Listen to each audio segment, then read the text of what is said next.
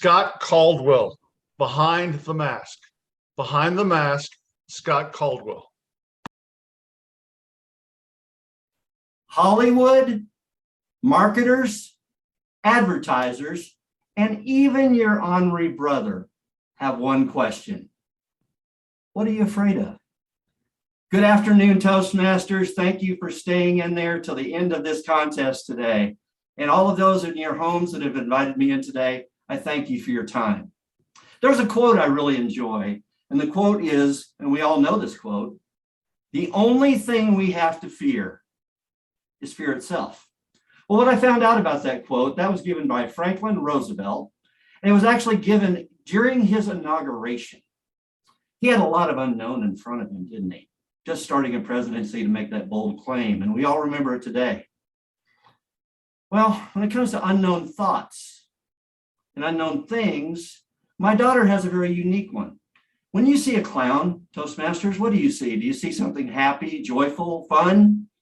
The answer for most is yes, but for her, it's one of the most terrifying things she sees.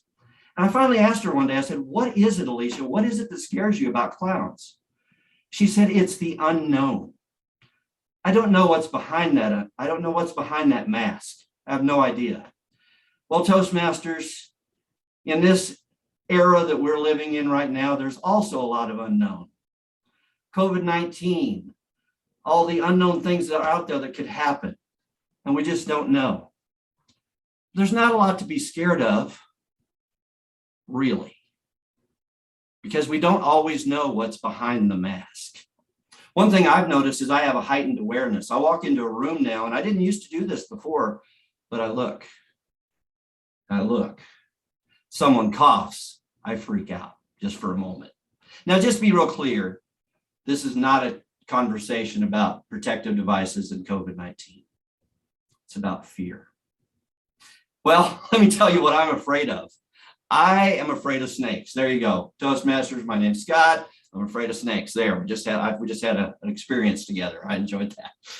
I'm scared of snakes. And one afternoon, it's a Sunday afternoon, it's family nap time. And my daughter comes into the room and she says the sweetest thing. I'll never forget this.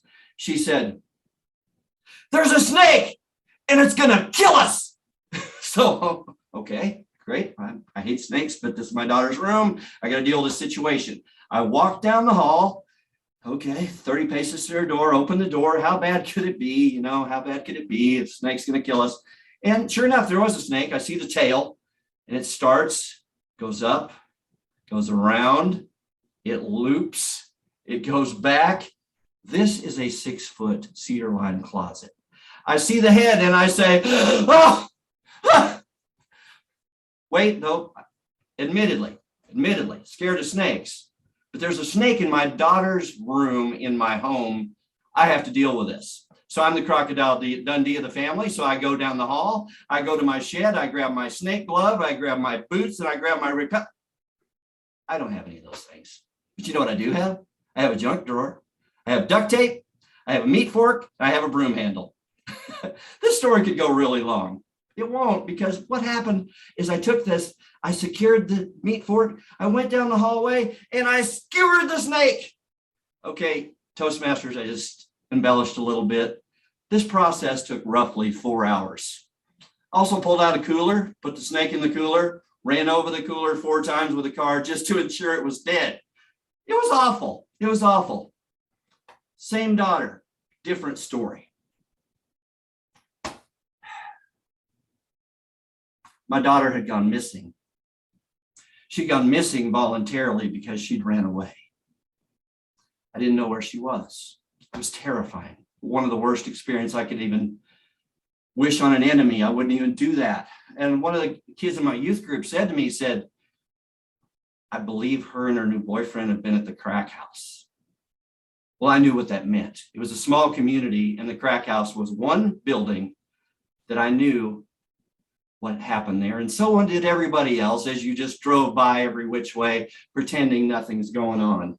And I went into this crack house dressed in full salesman attire. At that time, policy, long sleeve, tie. I go in there and I knock on the door. Woman answers the door, kind of haggardly woman, kind of what you'd expect. I go in to there and I said one thing. I'm just a dad looking for his daughter. And right then a man came out behind her. That man was her son, obviously the leader of the pack, so to speak. He said, "What are you here for?" He said, "I'm just looking for my daughter." At that moment, roughly 5 guys came in behind me. And as they're standing behind me, one of them said to me, "Do you know where you are?" And the leader at that time said, hey, it's cool. It's cool. He's just a dad looking for his daughter. And I respect that. You know, sometimes you have to face what scares you the very most. Sometimes you get to face what scares you the most. I've always told my daughters, whatever puts a pit in your stomach is definitely worth exploring. Well, the very things that we think we're most afraid of could very well be our destiny. So what about you? What are you afraid of? What are you afraid of? Besides a snake, let's all get on that page together right now. What if it's promotion at work? A family matter? Or here's a radical one, public speaking. We're all doing it right now. We're all doing it right now, and accomplished people in this room. And I know the one thing we enjoy more than anything else is helping someone else get to where we are, speaking. I love that. When you face your fears, when you really get there, you cross over that bridge, you say, you know what? It's scary, but I'm going to take the step. Your destiny awaits. It's a beautiful thing. I've experienced it time and time again. And you never want to do it.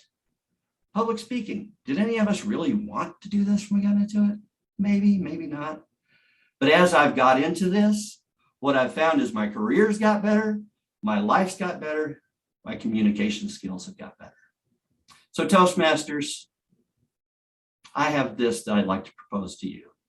The only thing we have to fear is never knowing what could have been.